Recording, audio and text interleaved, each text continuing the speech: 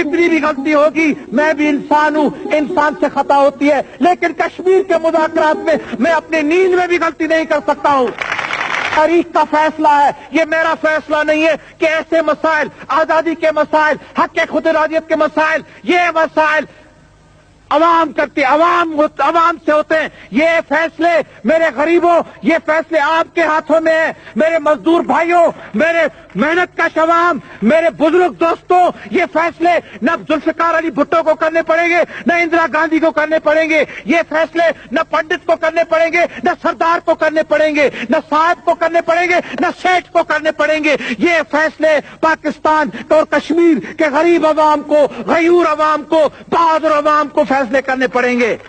اور جب ہم سیکیورٹی کی بات کرتے ہیں تو ہم پارٹیشن کے انفینشڈ ایجنڈا کی بات کرتے ہیں، کشمیر کی بات کرتے ہیں۔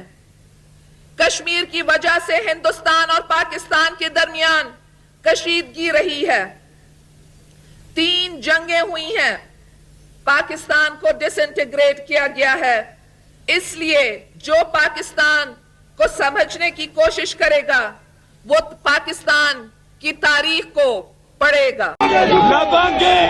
لبنگے کشمیر، پورا کشمیر، پاکستان کا کشمیر لبنگے۔